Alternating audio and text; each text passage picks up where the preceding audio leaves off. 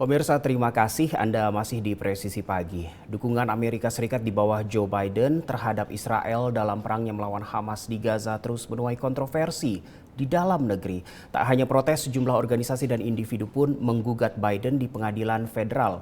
Lalu sejauh mana pengadilan domestik bisa mempengaruhi kebijakan luar negeri Amerika Serikat? Kita simak laporan Yuni Salim dari VOA Washington DC. Kunjungan Presiden Joe Biden ke Michigan disambut penolakan sebagian warga terhadap kebijakan pemerintahnya dalam perang Israel-Hamas, khususnya di Dearborn yang lebih dari 50% penduduknya dari keturunan Arab. So we don't want to see him. He's genocide Joe. He's complicit in a catastrophe that's happening 1,000 miles away. People think that it's not hurting us, but it is. We're aiding it with our money. Michigan adalah negara bagian penentu dalam Pilpres yang ingin dimenangkan Partai Demokrat. Tapi banyak warga Arab dan Muslim kini mendukung gerakan Abandon Biden atau Tinggalkan Biden dalam Pilpres November. Menurut analis kebijakan luar negeri biasanya bukan isu yang menentukan dalam pemilu Amerika Serikat. Namun tahun ini perang di Gaza mempersulit posisi Biden. Biden has handled this issue adroitly about as well as any president could. He understood early on that by hugging Netanyahu close, he could keep some of the worst things from happening in Gaza. But he's now getting very close to pushing Bibi aside. And that means that the initial move, which alienated a lot of voters, not just Arab American voters, but young progressives, may in fact end up being worse for him. Sebelumnya, organisasi HAM Amerika Serikat bersama sejumlah diaspora Palestina di Amerika menggugat pemerintahan Biden ke pengadilan federal. Dalam gugatan itu, pemerintahan Biden dituduh gagal mencegah apa yang dikatakan penggugat sebagai genosida rakyat Palestina di Gaza oleh Israel. Gugatan tersebut menyebut Presiden Amerika Serikat Joe Biden, Menteri Luar Negeri Antony Blinken, dan Menteri Pertahanan Lloyd Austin sebagai tergugat dan bertujuan untuk memaksa pemerintah Amerika Serikat tak memberi dukungan finansial maupun diplomatik tanpa syarat kepada Israel.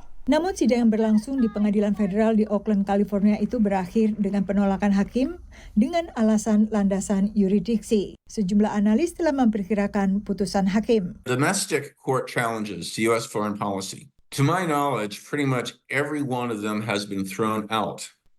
Not because of merit, but because traditionally American courts have said foreign policy is between Congress and the president.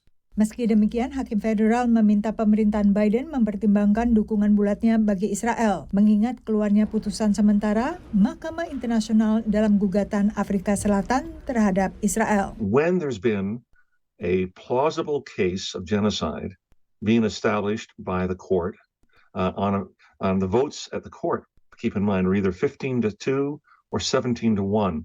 It's incumbent upon us, because of the genocide being the crime of crimes, that all countries have a responsibility to try to end the genocide or end the genocide in the making. Dalam putusannya 26 Januari lalu, Mahkamah Internasional meminta Israel mencegah terjadinya genosida di Gaza tanpa meminta Israel menghentikan serangan. Dari Washington DC, Yuni Salim dan tim VOA.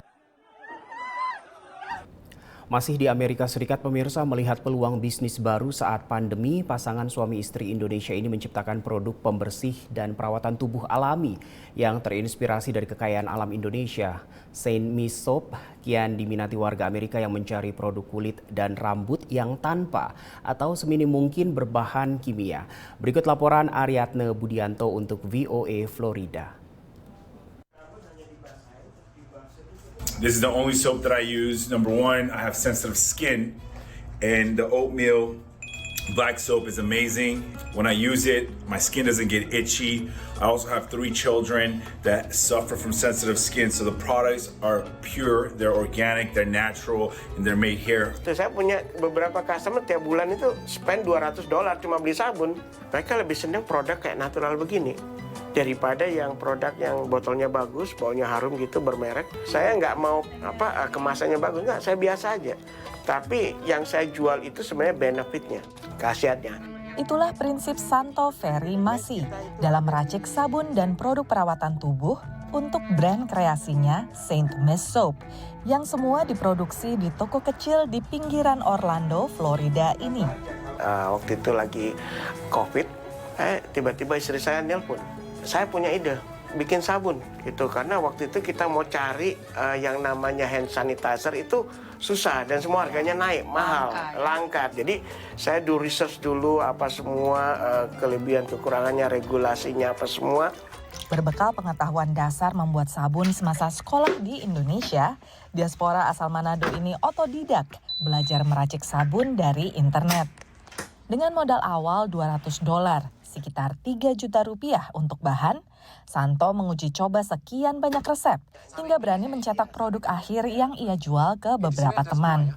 Rumput laut merah, ya, rumput laut hijau, ada green tea, itu saya bikin jadi sabun semua. Ini ada kesempatan saya memperkenalkan Indonesia. Semua sabun saya itu menggunakan garam. Terus lidah buayanya saya pakai lidah buaya asli. Jadi kita mempunyai sistem itu pop-up. Kita buka stand, ya kalau Indonesia bilang itu bazar. Kadang kita ada di dalam Disney atau ada di dalam Gatherland Park, ya. Kita 6 bulan ke depan itu sudah ada jadwalnya.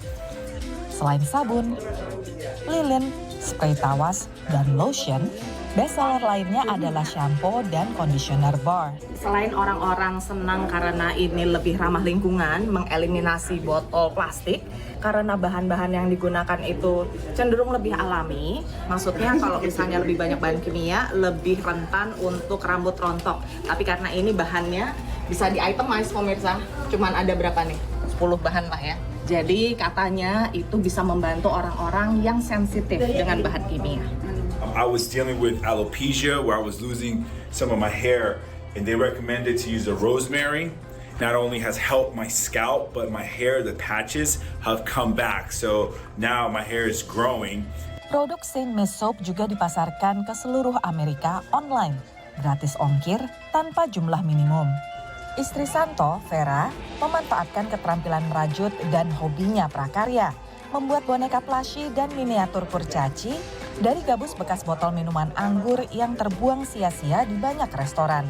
Dari Altamonte Springs, Florida, Aryatna Budianto, Supriyono, dan Rio Tuasikal, VOA. Kita jeda dulu pemirsa, Presisi Pagi akan segera kembali.